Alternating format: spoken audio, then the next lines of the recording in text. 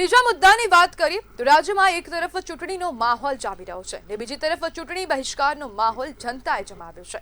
રાજ્યની જનતા સત્તાધારીઓથી એટલી કંટાળી છે કે મતદાન કરવા નહીં જાય। રાજ્યમાંથી દરરોજ ચૂંટણી બહિષ્કારના સમાચાર સામે આવતા રહે છે। ત્યારે મહેસાણાના કુકસ ગામમાં સૂચિત ઇન્ડસ્ટ્રીયલ ઝોન ટીપી અને ડીપી યોજનાઓ સામે ગ્રામજનોમાં ભારે રોષ ફાટી નીકળ્યો છે। સરકાર સુધી પોતાની માંગણીઓ પહોંચાડવા માટે ગ્રામજનોએ રાત્રિ સભા યોજીને ઢોલ નગારા સાથે અનોખો વિરોધ નોંધાવ્યો અને હવે ચૂંટણી બહિષ્કારની ચીમકી ઉચ્ચારી છે।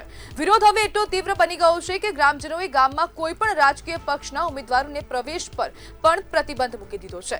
સ્પષ્ટ સંદેશ આપવામાં આવ્યો છે કે જ્યાં સુધી તેમની માંગણીઓનો ઉકેલ નહીં આવે ત્યાં સુધી ગામમાં પ્રચાર કરવાની પરવાનગી નહીં મળે। હવે સવાલ એ છે કે શું સરકાર ગ્રામજનોની ચિંતાઓને ગંભીરતાથી લઈ ઉકેલ લાવશે કે પછી આ વિરોધ વધુ ઉગ્ર બનશે। જ્યારે ટીપી અને ડીપી યોજનાઓ અને પ્રદૂષણની ભીતિના કારણે ખેડૂતોમાં અસંતોષ પણ જોવા મળી રહ્યો છે અને જે સ્થાનિક લોકો છે ખાસ કરીને તેમાં ખૂબ વિરોધની લાગણી ફેલાઈ ગઈ છે। તે લોકોને લાગી રહ્યું છે કે ઇન્ડસ્ટ્રીયલ ઝોન જે આવી રહ્યો છે તેના કારણે ક્યાંક ને ક્યાંક જે ખેતીલાયક જમીન છે તે ખરાબ થઈ જશે, લોકોને ખૂબ નુકસાન જશે અને પ્રદૂષણ પણ ખૂબ મોટા પાયે ફેલાશે તેવી હવે ભીતિ હવે જે જનતા છે તેને દેખાઈ રહી છે। અને આજ મુદ્દે આપણી સાથે કુકસ ગામના વતની સેધા ચૌધરી જોડાઈ ગયા છે। સેધાભાઈ, ગ્રામજનોએ હવે ચૂંટણીનો બહિષ્કાર કર્યો છે, શું કહેશો? જી બેન, નમસ્કાર। હેલો જી સેધાભાઈ, ગામના લોકોએ ચૂંટણીનો બહિષ્કાર કર્યો।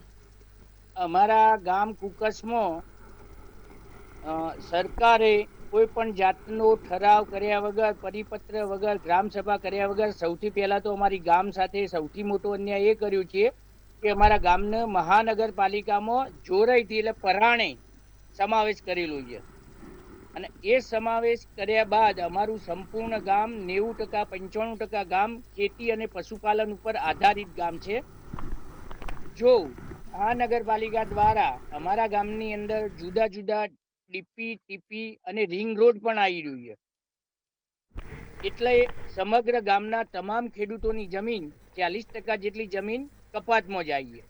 કપાત એટલે એમાં કોઈ પણ પ્રકારનું વળતર મળતું નથી, એટલે સમગ્ર ગામના ખેડૂતોએ ભેગા મળીને એક નિર્ણય કર્યો છે કે ભાઈ અમારું જે ગ્રામ પંચાયતનું રેકોર્ડ હતું એ અમને પરત આપી દેવું, અમારી ગ્રામ પંચાયત જે ચાલતી હતી એ પ્રમાણે ચાલવા દેવી અને આ ટીપી, ડીપી અને રિંગ રોડ જેવા જમીન કપાત થતા બધા જ મુસદ્દાઓ રદ કરી અમને અમારું જૂનું જે રેકોર્ડ ગ્રામ પંચાયતનું હતું એ આપી દેવું।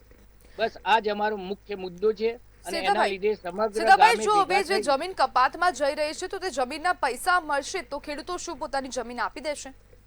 ના ના, પોતાની જમીન આપવા માટે 1 વીઘો, 2 વીઘા, 5 વીઘા વાળા નાના નાના ખેડૂતો છે બધા, મોટા ભાગે કોઈની જોડે કોઈ મોટી જમીન નથી।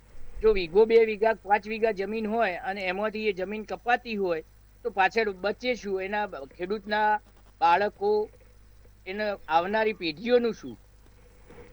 સીધાભાઈ, શું ગામના ગામનો દરેક વ્યક્તિ આ નિર્ણયથી સહમત છે?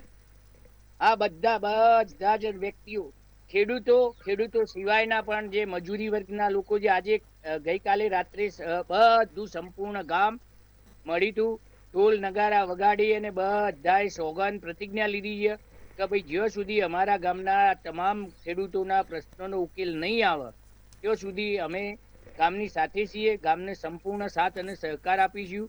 મતદાનના દિવસે સંપૂર્ણ મતદાન કરીશું નહીં અને બહિષ્કારમાં અમે પણ જોડાઈશું। તમામ જ્ઞાતિ સમાજના લોકોએ અમને સંપૂર્ણ સાથ અને સહકાર આપ્યો છે।